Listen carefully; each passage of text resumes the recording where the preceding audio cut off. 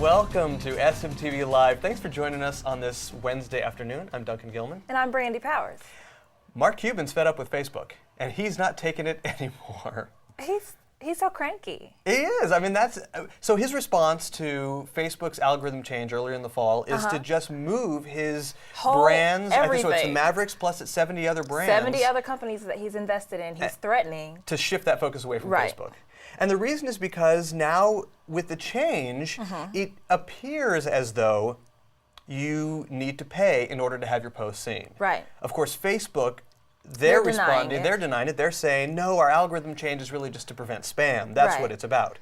But it seems like with this announcement of Mark Cuban's departure from Facebook and heading toward things like Twitter and the revamped MySpace. The new MySpace, Maybe other companies are going to do the same thing. They might, and I'm curious to know what those other 70 companies he's threatening to take over, and if it'll, perk some ears in the Facebook world and say, hey, maybe we'll stop it. Plus, with stock prices being so low on Facebook, the article that we're mentioning here is kind of hinting toward getting more dollars since they're less than 50% from the initial IPO. So that could be why so many people are mad. Right. Clearly from Facebook's side, the algorithm change may have something to do with spam. We don't know for sure. But the revenue side, of course, is impacting the move toward promoted posts and the focus on ads. Of course, that's got to be driven by Facebook's stock price. It's got to be. Yeah, that's got to be the underlying reason. But we'll keep our eye on this story. We will. We're here to help you out with your social media campaigns or answer any questions that you may have about your social media campaigns in Facebook, Twitter, LinkedIn, YouTube, your blogs, Pinterest, whatever you're working on, let us know. So you can email us your questions to questions@splashmediau.com. And as always, tweet us by using hashtag SMTVQuestions. So let's take some questions from our viewers. Let's do it. Jamal has a question for us. Jamal wants to know, what's the latest on Facebook's timeline changes? Jamal, very good question. And we did allude to this earlier, I think like 2 weeks ago, but we still don't have an update. We checked Facebook.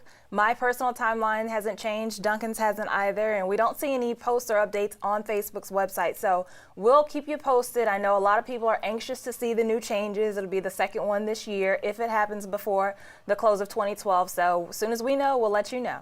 Right. The change was basically shifting back to a one-column view instead of the two. Instead of the two columns, because in that timeline format now, it is a little hard to kind of ping-pong back and forth. Yeah, you got to pivot too much, and your eye has to go back and forth. Yeah, it's too Facebook much. is too much exercise. Yes, it is. I need something that's easy. I can just sit still. focus and streamline. Right. I agree. Yeah. So Leslie wrote to us and she asked, "What's the best way to listen and know if people are talking about me on Twitter?" Search is the best way. I love Twitter Advanced Search, Leslie. Let me open it up here so you can see what it looks like.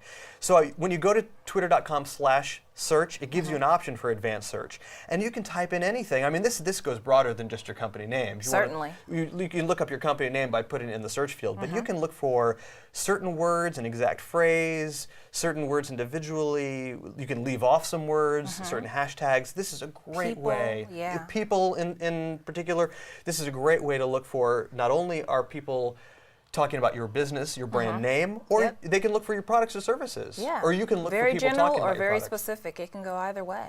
And of course, if you also want to look for people using your Twitter name, that will come directly to you. You'll get a notification when someone uses your Twitter handle. Exactly. So yeah. That's another way to do it. Good insight. Good question.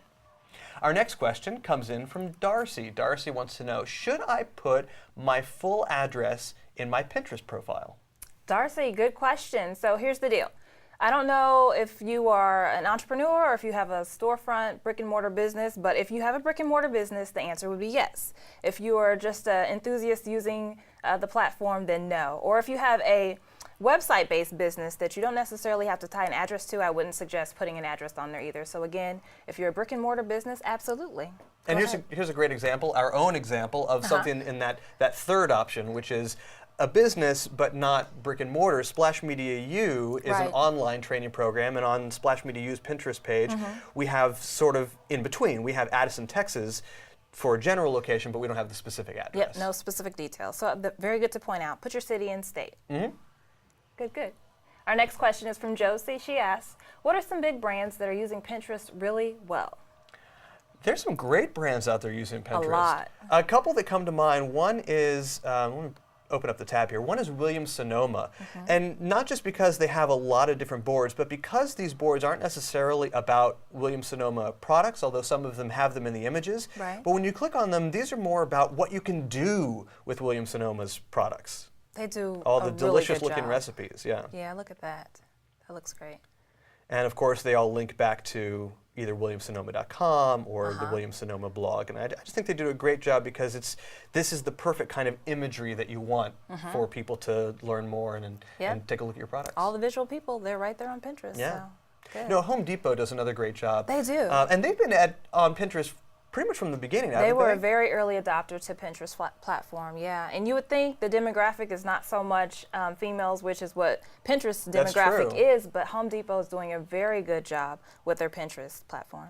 They are, and I think it's the same, it's a similar reason that we saw on Williams-Sonoma, and that's they're showing these craft ideas. Here's what you can do with your purchase from Home Depot. You can do all kinds of home repairs, but also home crafts. Yep, do-it-yourselves, holiday ideas. Right. There's even videos on there. It's just right. awesome. They're I love the DIY focus because that's always been hugely popular. Yeah, always big. All right, we want to thank you for joining us this Wednesday for our live broadcast of SMTV. Thank you for sending in your social media questions because we love seeing what you, our viewers, have going on. Absolutely. For Splash Media, I'm Duncan Gilman. And I'm Brandi Powers. Thanks for being with us today.